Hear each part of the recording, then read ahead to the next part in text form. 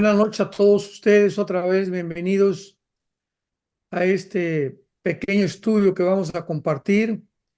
Me siento muy contento siempre de compartir la palabra con todos ustedes. Son un grupo de veras que ya me están cayendo bien.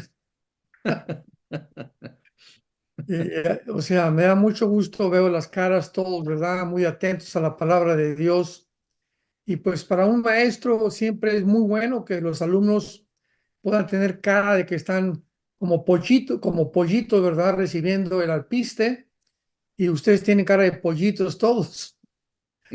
O sea, se les ve realmente las ganas de oír la palabra, estar ansiosos de conocer, profundizar más que nada la mente inescrutable, insondable del Creador del universo, de nuestro Dios y Padre, del Señor Jesucristo. Bueno, pues como decía Alan, en estos días hemos pasado momentos muy tristes y al mismo tiempo combinados con un gozo inefable y Ujú. glorioso. Porque cuando Pablo, por ejemplo, les escribe a la carta a los tesalonicenses en el capítulo 4, les dice: les escribo para que no ignoren acerca de los que mueren. O sea, realmente ha habido muchos debates, muchas conferencias, muchas entrevistas acerca de la muerte. Hace algunos años, Jacobo Zabludowski me invitó a un programa que era un entrevistador de la televisión muy famoso, judío, por cierto, porque tuvo un programa que se llamó La Muerte, y comenzó pues a entrevistar a diferentes personas acerca de qué es la muerte, por qué es la muerte. Otro entrevistador muy famoso, creo que él vive, Nino Canún, también me invitó a un programa llamado Los Fantasmas, donde invitó a un rabino judío, invitó a un brujo, invitó a un sacerdote católico, invitó a un budista, y del lado del cristianismo, pues tuve el privilegio de que me invitara a mí. Y en todos estos programas pudimos deducir, ¿verdad? Podemos comprobar que la gente está completamente en tinieblas acerca qué sucede cuando una persona fallece, cuando una persona muere, porque dentro del cristianismo no me decían: oye, te quiero dar el pésame por tu nieto que murió. Le dije: es que él no ha muerto, él está más vivo que nunca. Él simplemente pasó de una dimensión a otra dimensión, está al otro lado de nosotros, y podemos nosotros darnos cuenta que ha continuado la vida que tenía aquí de otra forma más gloriosa, donde ya Dios enjugó las lágrimas de todos los que han pasado al otro lado. Y dice la Biblia en uno de los salmos: dichosos los que mueren en el Señor, porque han descansado de sus obras. Mm. Bendita es la muerte del que muere en Cristo. Y esta es la esperanza gloriosa que Jesucristo vino a traernos, cuando a los 3 días Él vence la muerte, saca a la luz la vida y la inmortalidad por medio del Evangelio. Así que siempre que tengamos, ¿verdad?, el deceso, la muerte de algún ser querido, vamos a entristecernos en cantidad, porque nos acostumbramos con esa persona, pues recordamos sus fotos, sus videos, estuvo con nosotros en este mundo, y de repente, ¿verdad? Pues es la ley de la vida, parten y salen, dice Dios: con permiso, me llevo a esta persona conmigo. Entonces, el consuelo que tenemos es precisamente el saber que estas personas están en un mundo mucho mejor que el que tú y yo estamos todavía. Tú y yo estamos viviendo en un mundo perverso y maligno, un mundo de sombras y de muerte, de tristezas, de dolor, de enfermedades, de hambre, de angustias, de problemas, de cosas que no podemos entender todavía. Y los que parten al otro lado, pues ya descansaron de todos estos sufrimientos, ya no tienen las preocupaciones que tenemos aquí, la ansiedad que tenemos aquí, los temores que nos inundan por dentro y por fuera, etcétera, etcétera. Y es maravilloso, ¿verdad? Tener esta Biblia que tú y yo estamos compartiendo en esta mañana, porque la gente no conoce y pues mueren. Y yo recuerdo a mi abuela del lado materno, que murió uno de mis tíos, uno de sus hijos, y le guardó luto como 8 meses. Y recuerdo que entrábamos, pues ella finalmente recibió a Cristo, pero recuerdo que en ese entonces íbamos a su casa desde las 6 de la mañana a las 8 de la noche, se vestía de negro. Y las abuelitas, ustedes lo comprenden, tus abuelos, mis abuelos, y le preguntamos, oye, pero ¿por qué estás de negro? Porque llevo el luto. O sea, ellos mantenían un luto de 8 o 10 meses, y aunque tenían una breve idea de que realmente había un cielo y un infierno, etcétera, etcétera, pues para ellos también existía un purgatorio, porque cuando los niños mueren, de acuerdo a la iglesia romana, y cuando se van al limbo, y cuando una alma no fue lo suficientemente buena, pues se va al purgatorio. Esa es la Ya. enseñanza de Roma, no sé dónde la sacaron, no sé de cuál de cuál, dónde de cuál fumaron, cómo lo inventaron, pero Roma inventó el limbo para los niños que mueren sin bautizarse y a las almas que tal vez no están tan seguras de que fueron buenas, los mandan al purgatorio y de ahí, cuando hay duda de que una persona está en el cielo, comienzan a hacerle misas, ¿verdad? Para poder sacar su alma del purgatorio más pronto y enviarlas al cielo. Todo esto es paganismo, todo esto son ideas inventadas por los seres humanos, porque de acuerdo a la Biblia no hay más que dos lugares. Cuando tú te mueres y tienes a Cristo, te vas directamente al cielo, y cuando tú no tienes a Cristo, bajas al centro de la tierra, donde todavía se encuentra el infierno. Así Oye, que Juan, sí, y bueno, gracias por esto, lo que estás compartiendo antes de entrar al tema del dilema del sufrimiento, que es el tema que tú has escogido para compartir con nosotros en esta noche.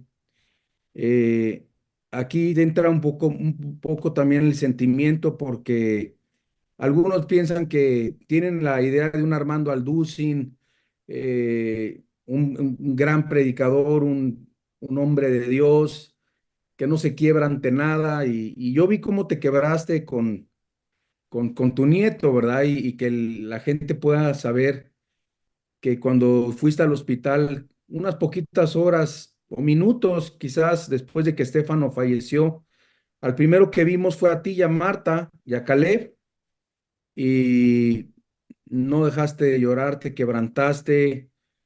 Fue muy duro para ti, digo, ha sido duro para mí, pero verte así me habla de tu lado tan humano que tienes como abuelo, como padre, y le doy tantas gracias a Dios por tu vida, porque has estado conmigo en todos los días has estado conmigo, has estado con tus nietos, y yo quiero que la gente sepa que no nada más eres un pastor, eres un padre, eres un abuelo con sentimientos, con emociones, ¿verdad? Y a pesar de que tenemos a Cristo, eh, tú has estado ahí. Yo te quiero dar las gracias por eso.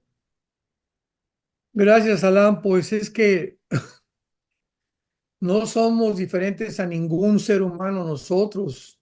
Dios nos libre que pueda la gente pensar que el hecho de que porque caminamos con el Señor o somos pastores o líderes espirituales, somos superiores a ustedes, o tenemos ya ausencia de emociones o de sentimientos. De ninguna manera, todo lo contrario. Yo lloro, tal vez nosotros lloramos más que muchos de ustedes, créanmelo, Sí, porque estamos continuamente enfrentando la muerte, enfrentando la enfermedad dentro de la familia, de amigos, de misioneros, de pastores, etcétera, etcétera. Y estamos tan allegados, ¿verdad?, al corazón de Dios, y comenzamos a entender el corazón de Dios, que el mismo Jesucristo lloró en Juan 11 cuando supo que Lázaro había muerto. Pues, ¿quiénes somos nosotros? Y además llorar es muy bueno. Ninguno de ustedes, cuando pase un problema, no traten de abstenerse de llorar para demostrar que yo soy macho, yo no lloro. Eso es lo que yo pensé desde los 14 años de edad, que me fui de mi casa y que viví de los 14 años fuera de mi casa hasta los 28 que me convertí. Yo me propuse no llorar, porque mi papá me dijo, los machos no lloran como Pancho Villa. Así me decía mi padre. Así Sí, que claro. me decía mi papá, no chille, agarre piedras. Cuando le estén golpeando, no chille, no venga aquí no quiero que nunca vengas aquí a la casa llorando, agarra piedras y de alguna manera, ¿verdad? Véngate de las personas que te hacen un mal.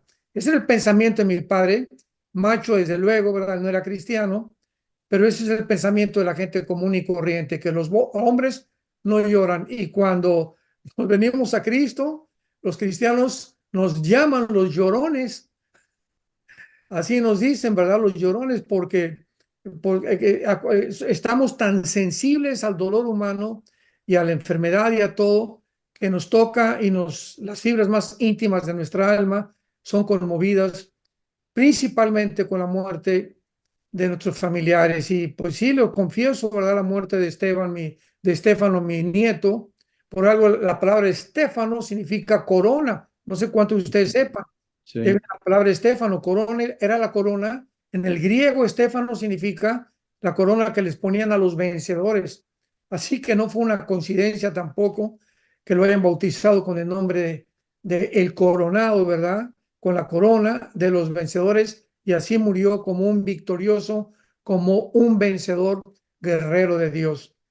Así que era mi nieto consentido, lo amaba entrañablemente, él me quería mucho a mí también, y pues claro que no solamente lloré ahí contigo, Alan, después Marta sabe cuánto lloré en la casa, y todavía hasta hace 2 o 3 días pues no he contenido mis lágrimas, pero estamos tratando, ¿verdad? Ya de hacernos la idea que está en un lugar mejor y pues ya tener otro pensamiento completamente, pues también porque nos hace mucho daño estar continuamente recordando. Él ya nos recuerda como éramos, ¿verdad? Si está en el cielo, pero ya no podemos cambiar nada en ninguna situación. Tenemos que seguir viviendo. Esa es la realidad. Tenemos que sí, abrazar la vida. Tenemos hijos todavía. Yo le decía, Alan, todavía tienes a Cristian, tienes a Axel, ¿verdad? Tienes mucho por lo que vivir, yo también, y todos ustedes que han perdido seres queridos, tenemos mucho por lo cual vivir, porque el vivir para nosotros será Cristo y el morir es ganancia. Así que, Muchas gracias, muchas gracias. Pues vamos a entrar al tema. Ayer te escuchamos en enlace y te hablé inmediatamente. Fue de mucha bendición escuchar este tema de el dilema de sufrimiento. Y gracias por también quererlo compartir con nosotros en este Zoom. Y adelante con el tema, el dilema del mal, con el doctor Armando Alducin. Saquemos nuestro cuaderno, nuestra Biblia, pluma, tomemos apuntes. Va a ser muy importante saber por qué los justos sufren. muy bien, gracias, Alan. Bueno, una de las preguntas que siempre nos hacemos ante la profundidad de lo desconocido, de las sombras, de lo que no podemos entender, porque tenemos que reconocer que tenemos una mente finita, limitada, es ¿por qué? ¿Por qué pasó esto? Es una pregunta que sale de lo profundo de nuestro corazón. ¿Por qué murió esta persona? ¿Por qué se llevó a una persona tan joven Dios? ¿Por qué mi hijo murió en un accidente? ¿Por qué mi mamá tuvo que morir? ¿Por qué están ahorita sufriendo miles de personas en Haití, en Ucrania, en Gaza, etcétera, etcétera? Son preguntas que son válidas, porque es muy importante no tener miedo de expresarlas. Dios no está en contra que lo cuestionemos. Primera lección. Mm. Dios no está en contra que le digamos, Señor, ¿por qué esto? ¿Por qué aquello? Dios le duele la indiferencia. Cuando alguno de nosotros no nos importa nada ya, ay Señor, ¿por qué si fueras realmente Dios, mi perro no se hubiera muerto, mi hijo no se hubiera muerto, no me hubiera pasado esto? ¿Por qué te llevaste a mi hijo, Señor? ¿Por qué me haces sufrir? ¿Por qué me quitaste a mi esposa, a mi esposo? Esta actitud de desafío a Dios es la que lastima a Dios cuando nos ponemos en contra de él como un enemigo, cuestionándole porque exigiéndole criaturas, nosotros completamente fabibles, vulnerables, pidiéndole al creador del universo que Él nos dé cuentas. A ver, bájate del cielo, siéntate en esta silla y contéstame lo que te voy, porque ahora yo te voy a interrogar, Dios, y me vas a contestar por qué hiciste esto y por qué hiciste aquello. Esa es la actitud, cuidado, que ofende a Dios. Pero cuando venimos en una actitud de quebrantamiento, de humillación, de mansedumbre, de humildad, Padre Santo, ¿por qué? ¿Por qué esto? ¿Por qué aquello? Y nos bañamos de lágrimas y caemos hincados, Dios nos va a consolar. Dios nos va a guiar, nos va con el tiempo a infundir dentro de nosotros un conocimiento sobrenatural y una paz y un consuelo sobrenatural cuando acudimos a Él en esta actitud, porque Él ve y Él responde siempre a la fe. ¿Qué es la fe? La confianza de que aunque no entendemos muchas cosas, seguimos confiando en Él. Esa es la fe. La fe es la certeza de lo que se espera. Yo espero, ¿verdad?, que viene una cosa mucho mejor y además sé que Dios es bueno porque siempre que tengamos dudas de por qué esto y por qué aquello, regresemos a la cruz. Simplemente miremos otra vez a la cruz, volteemos nuestra mirada a la cruz porque ahí de tal manera amó Dios al mundo que nos dio a su Hijo unigénito. Y la muerte de Cristo, la muerte cruenta, despreciado y desechado entre los hombres, varón de dolores, experimentado en quebranto, ese dolor que Cristo sufrió por ti y por mí, nos habla que lo hizo en un intercambio para que nosotros pudiéramos ser justificados como pecadores y no irnos al infierno. Y el que no escatimó a su Hijo, ¿cómo no nos dará todas las demás cosas? Así que es muy importante comenzar a moderar nuestra mente, a comenzar a edificar nuestro corazón con la palabra de Dios, porque va a ser en la Biblia únicamente, y fuera de la Biblia no hay respuestas donde podemos encontrar el por qué muchas cosas suceden. Muy bien. Ahora, también es muy importante, ¿verdad?, que recordemos que el mismo Jesucristo, Mateo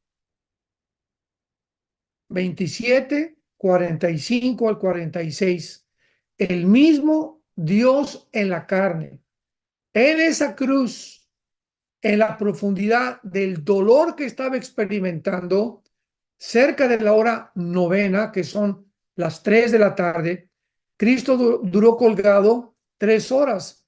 Entre las 12 y las 3 de la tarde lo crucificaron. De las 9 a las 12 fue el juicio en el pretorio romano de Herodes a Pilato, etcétera, etcétera. Y a las 12 en punto lo colgaron en la cruz y él expiró su alma, su espíritu, a las 3 de la tarde. Minutos antes de que él expirara y muriera, gritó en arameo, porque era el idioma, el arameo es un lenguaje, es una mezcla con hebreo, que cuando estuvieron en el exilio en Babilonia, los judíos regresaron a Israel y comenzaron a hablar arameo, que es realmente las raíces del hebreo.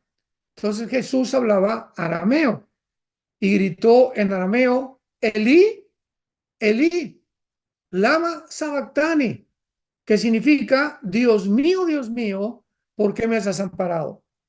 Estas palabras de Cristo nos hablan que en ese momento crucial en su vida, cuando el Padre ponía tus pecados y mis pecados sobre su cuerpo, Cristo se sintió con una soledad en la que él no tenía la respuesta. Si no, no le hubiera preguntado a su padre, ¿por qué?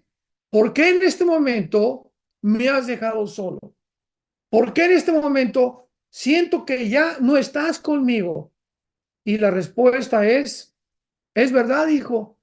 Algo misterioso pasó entre el cielo y en la tierra, que cuando tus pecados y mis pecados fueron puestos en el cuerpo de Cristo, el Padre se separó del Hijo por su santidad, porque Dios es santo, ningunas tinieblas hay en él, y en ese momento el Hijo tenía él solo separado del Padre que llevar tus pecados y mis pecados.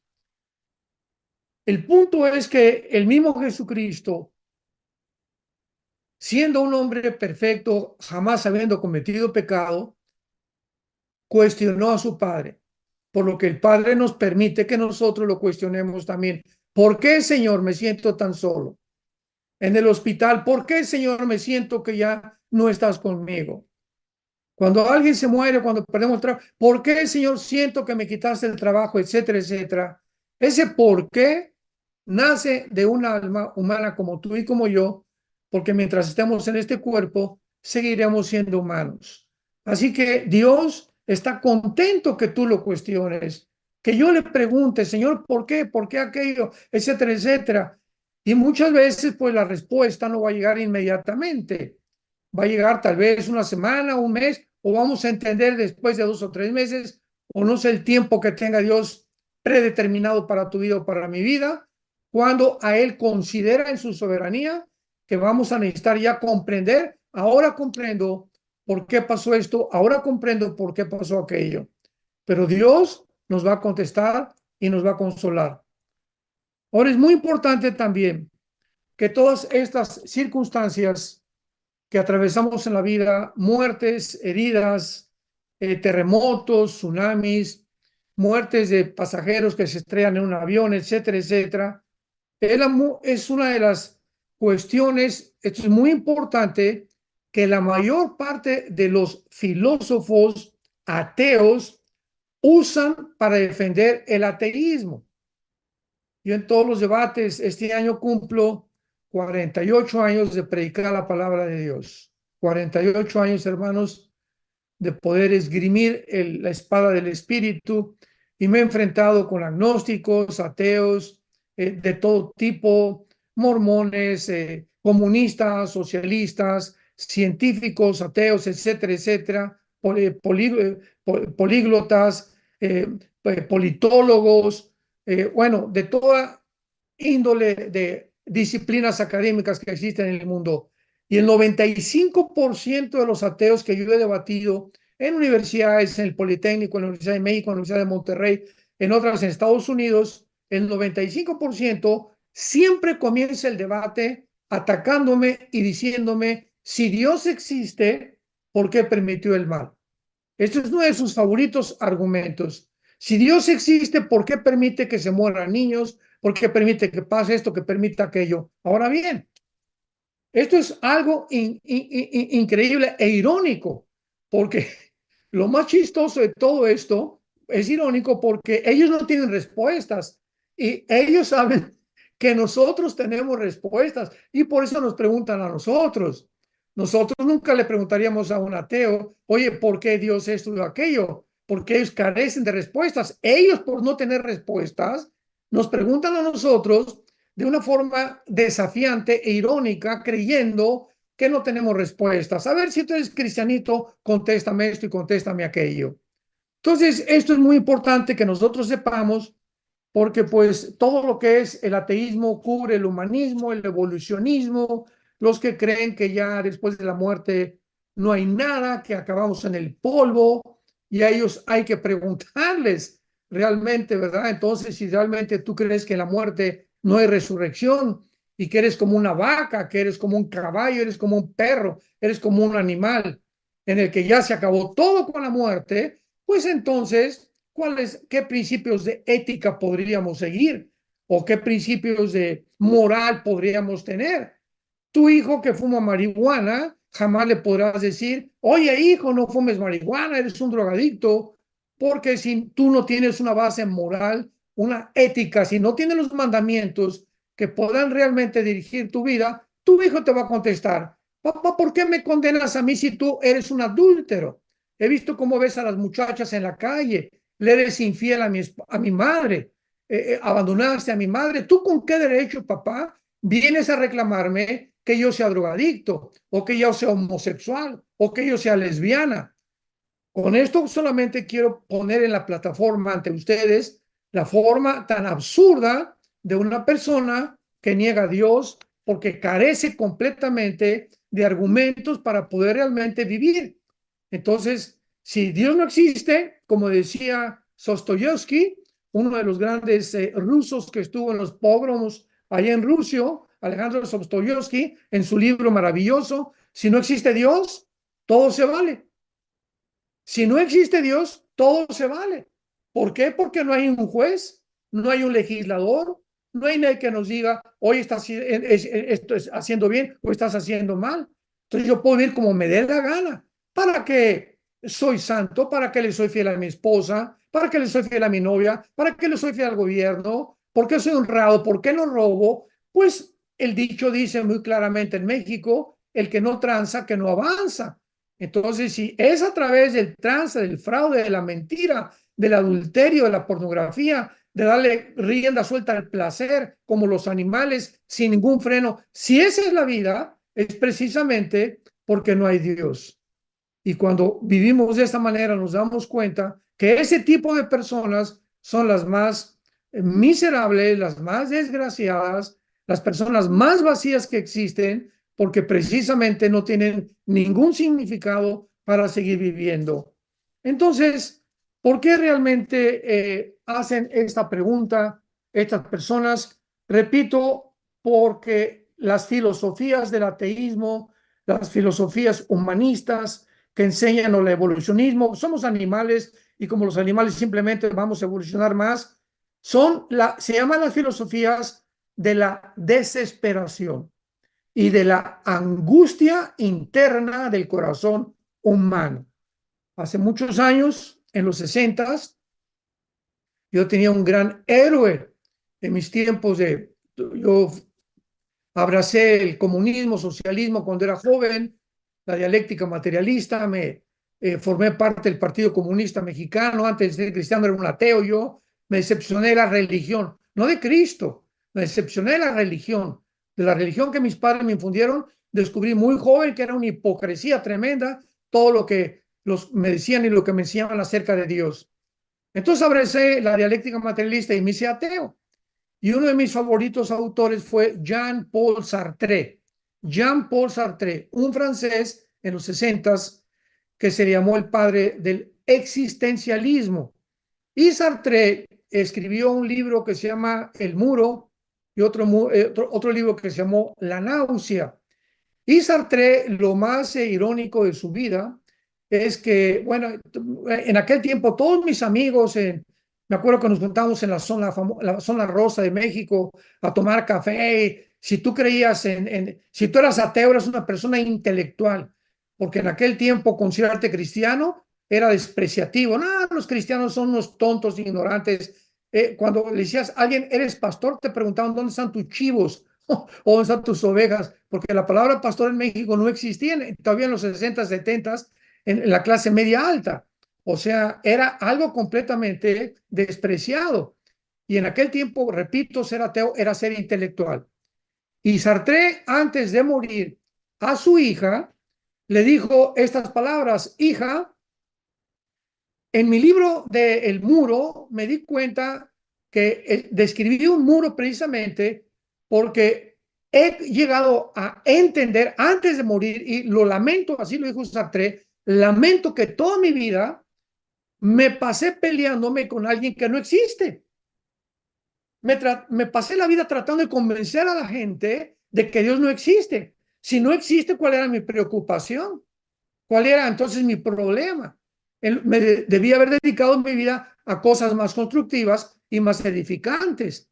Y ahora comprendo que mi vida ha sido un desperdicio total, porque aunque me enfrenté con alguien que le llamé Dios y que yo decía que no existía, y decía en el libro El Muro, me estrellé contra una pared cuando le pregunté a Dios, ¿por qué existe el mal? ¿Por qué permites al diablo? ¿Por qué permite las muertes? Y como no encontré ninguna respuesta, escribió en el libro El Muro, pues fue una pared en el que yo escribo en el libro, en la que era Dios la pared, y yo me topaba con la pared, y primero me rompí la cabeza que poder derribar con esa pared el muro o tratar de convencer a Dios que Él me contestara.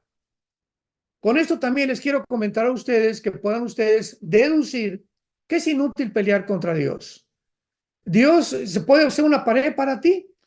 ¿Por qué esto? ¿Por qué aquello? Y si tú que tienes esa actitud, vas primero a acabar amargado, vas a acabar enojado, vas a acabar con un estrés tremendo, te vas a enfermar. El odio, el rencor, la amargura, enferma el cuerpo, enferma la mente, enferma el alma antes de que puedas luchar contra Dios.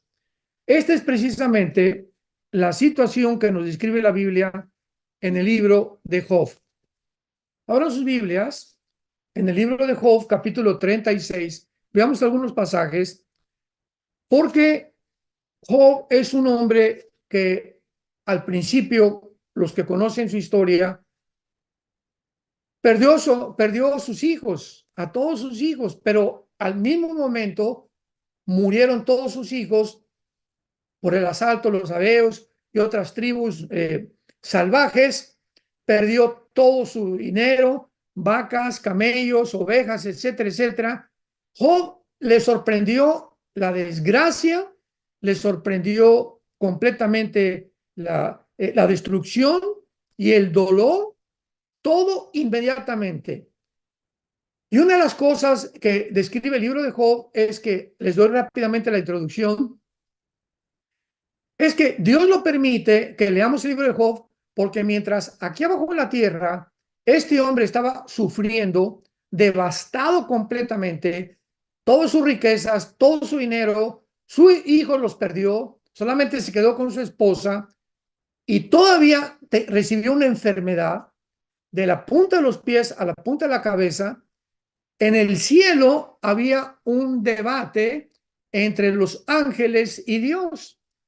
Y mientras pasaba esto en la tierra, Satanás le estaba diciendo a Dios, ese hombre que tú tienes ahí en la tierra, pues por eso te adora, porque tiene dinero, no tiene enfermedad, no sufre, etcétera, etcétera. Pero le dice Satanás a Dios, pero si tú le quitas el cerco que has puesto a su alrededor y le permites sufrir, yo te apuesto, ¿verdad? Yo estoy segurísimo que ese hombre por conveniencia y por motivos equivocados te adora y te sirve. Dios tenía que demostrar con el libro de Job que Satanás es un mentiroso, porque hay mucha gente que sí, esto es verdad, que por conveniencia o motivos, por aquí, por allá, cuando viene la enfermedad o cuando pide el dinero, Señor, ayúdame, como la lámpara de Aladino, convierten a Dios en un genio de la lámpara, que solamente se acuerdan de Dios cuando les conviene. ¿Existe esta clase de personas? Claro que lo hay, pero cuando somos cristianos, atravesamos el valle de sombra y de muerte y de lágrimas, y como dicen los salmos, las convertimos en un estanque, porque Dios nos consuela. Y este hombre, Job, al perder todas estas cosas, vino la esposa todavía, imaginémonos nada más, vino la señora y le dijo, maldice a Dios. ¿Cómo es posible que no maldigas a Dios? Y Job contesta, ¿verdad? De una forma impresionante al capítulo 2, Dios dio y Dios quitó. Sea el nombre de Dios bendito. Dios nos da nuestros hijos y no son nuestros, son prestados. Y cuando Dios quiere, nos los quita. Dios me da a mi esposa, Dios me da a mi esposo. Todo lo que tenemos viene del cielo. Toda dádiva viene de Dios. Santiago capítulo 1. Y todo regalo precioso viene del cielo. Y Dios en cualquier momento nos lo quita porque nada absolutamente es nuestro en este mundo. No somos dueños de la vida de nadie. Solo Dios puede disponer de la vida de los demás. Así que Dios, vemos que Job pasa la prueba, no maldice a Dios, y entonces ya todo el capítulo, los capítulos 42, 40, del 36 al 42 del libro de Job, y al final vemos nosotros la iluminación tan grande que Dios le comienza a dar a Job por aguantar. Esto fue casi como un año. Esta enfermedad de Job le duró como un año y al final Dios le da el doble, el triple de lo que le había quitado, porque le da 7 veces más camellos y unas hijas preciosas le devuelve Dios. Y vemos que Dios finalmente consuela. Pero en Job 36, versículo 22 y 23, Job 36, 22 y 23 dice así, He aquí que Dios es excelso en su poder. ¿Qué enseñador semejante a él? ¿Quién le ha prescrito su camino y quién le dirá, has hecho mal? Entonces comenzamos a ubicarnos. ¿Qué ser humano limitados, frágiles, vulnerables, pecadores como lo somos todos, porque los cristianos somos pecadores pero perdonados, no somos mejores que nadie, simplemente hemos sido perdonados y lavados con la sangre de Cristo y vamos camino hacia arriba, pero mientras estamos en el cuerpo, sufrimos igual que todos, con la única diferencia que nosotros hay consuelo y en la gente no del mundo, ¿verdad? Pues pierden todo, se gritan, se emborrachan, se suicidan porque no pueden encontrar respuestas al sufrimiento. Entonces, ¿quién le puede decir a Dios, has hecho mal? ¿Quién podría atreverse y decirle, ¿por qué hiciste esto? ¿Por qué aquello?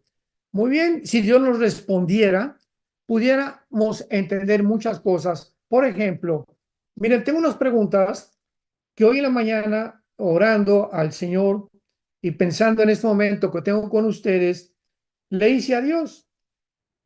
Nunca nos hemos preguntado, ¿acaso, si Dios permitió el mal en el mundo, no es porque nos traerá más gloria y gozo al haberlo podido comparar con nuestra vida antigua? O sea, no es verdad que ahora que somos cristianos, podemos comparar nuestra vida actual con lo que teníamos antes de convertirnos. ¿Y qué decimos? Caray, qué contraste. Yo era borracho, parrandero, jugador, blasfemo, etcétera, etcétera. Pero ¿cómo podíamos comparar nuestra vida actual con la vida anterior que teníamos? O sea, no podemos comparar el bien con el mal si no conocimos el mal. Entonces, ¿cómo podemos comparar realmente que Dios es bueno si no podemos entender que hay sufrimiento, que hay llanto, que hay lágrimas, etcétera, etcétera? Podríamos preguntarnos también, ¿podríamos disfrutar el mundo venidero a no ser que hubiéramos podido compararlo con el mundo actual donde reina el mal? Por eso dice la Biblia que las cosas de este mundo no son comparables con el reino venidero. Entonces, cuando estemos en el reino con Dios, podemos realmente darnos cuenta que todo lo que sufrimos, que todas las cosas que atravesamos, el valle de sombras y de muertes, enfermedades y todas las cosas que el ser humano está expuesto en esta vida, cuando estemos al otro lado, cuando muramos, será el día más glorioso de toda la vida. Ese como la mariposa rompe el cocuyo y en ese momento el gusano le brotan alas. Cuando muramos es el tiempo de nuestra verdadera vida, la libertad. Y es cuando allá, en el otro lado, todo lo que pasamos, repito, ya sean que sufriste 10 años o 20 años o en los campos de concentración 4 o 5 años, no se van a comparar más que como si hubieran pasado una mala noche en un hotel. Así se podría yo decir que se puede comparar todo comparado con la eternidad. O sea, vamos a olvidarnos de todo, es como si nunca hubiera existido.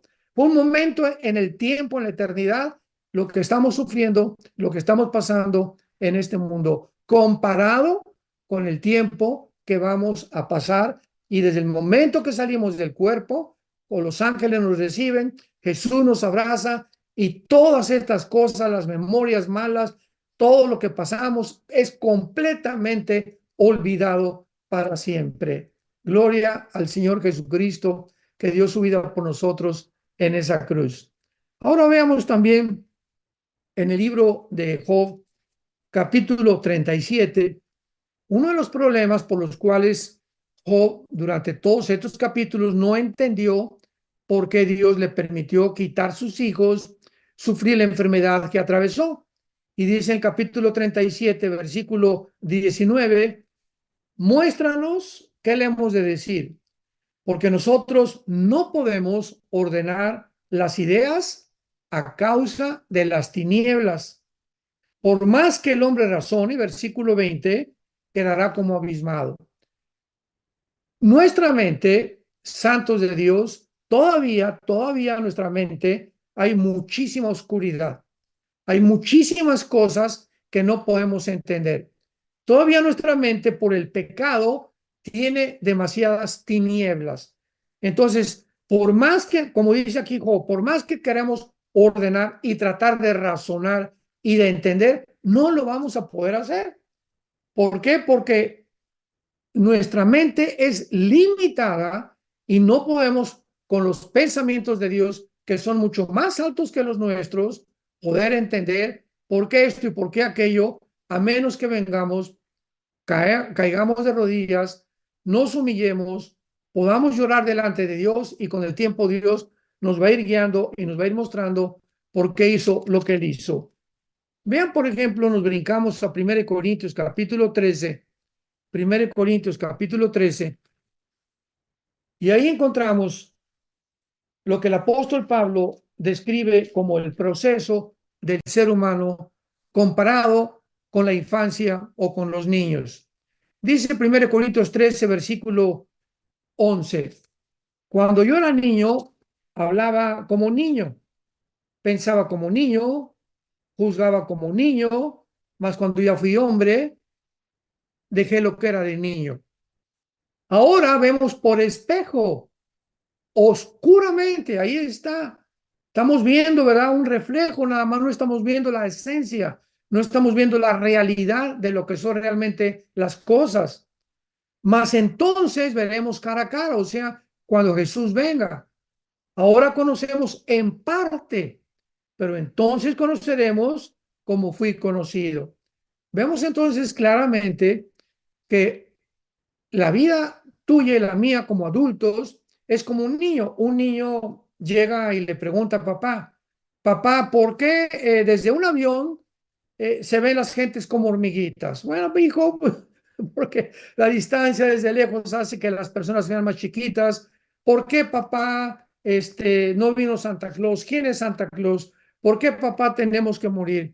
Un niño le pregunta a Alberto Einstein, ¿me podrías decir la fórmula E igual a mc al cuadrado? ¿Me puedes explicar la filosofía? Y Einstein le contestaría a un niño, mira niño, tú tienes un cerebro igual que el mío, pero el tuyo no está desarrollado como el mío. Entonces, por más que te explique, no me vas a entender. Pero cuando tú crezcas y alcances otro nivel de madurez mental y cerebral, vas a entender cosas que ahorita no entiendes por la limitación de tu cerebro y de tu entendimiento. Así estamos nosotros con Dios. Dios hay muchas cosas que nos quiere contar, que nos quiere explicar, pero nuestra limitación y captación y percepción de la vida y de la cosmovisión que tenemos tan pobre, es imposible que podamos comprender toda la mente de Dios. Pero como los niños, ellos siguen confiando, siguen comiendo, van a la escuela, van creciendo, ¿verdad? Y por ejemplo, un niño de 5 o 6 años, no, pues ya, como no hay respuestas, me voy a matar. O como no hay respuestas en la vida, yo ya no creo en Dios. Espérame tantito, ¿no? Eres un niño, eres un chamaco, no seas menso, ¿verdad? Y tienes que entender que tienes que crecer para poder entender cosas que vas a entender de adulto. Eso es lo que Dios nos quiere hacer comprender. Y regresamos al libro de Job y vemos en penúltimo lugar una cosa muy importante que hizo en el capítulo 40 de Job y que es ya el final de la vida de este hombre, que son las más grandes lecciones que Dios nos deja. Job 40, versículo 2. Responde Dios a Job, después de todo, oh, ¿por qué? ¿Por qué? ¿Por qué? ¿Por qué? ¿Por qué? Finalmente Dios le contesta a Job. ¿Es sabiduría contender con el omnipotente? El que disputa con Dios responda a esto.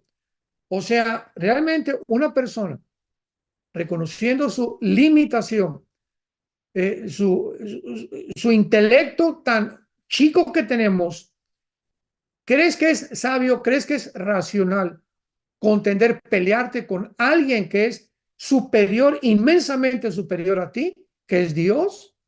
¿Verdad? Dice la Biblia, el que disputa con Dios responda a esto. Si tú crees que puedes pelearte con un filósofo y tienes 10 años de edad, pues eres un niño tonto porque nunca le vas a ganar. Entonces, ¿cómo puedes contender contra alguien que es superior a ti en entendimiento? Lo único que podemos hacer es realmente responder y decirle, Señor, enmudecí y callé porque tú lo hiciste. Ante la inescrutable profundidad y sabiduría de Dios, no nos queda más que eso, más que inclinar la cabeza, llorar, pedirle a Dios, Padre Santo, consuélame. Es lo que necesito. Mientras tú me consueles, voy a poder seguir viviendo. voy a poder tener paz.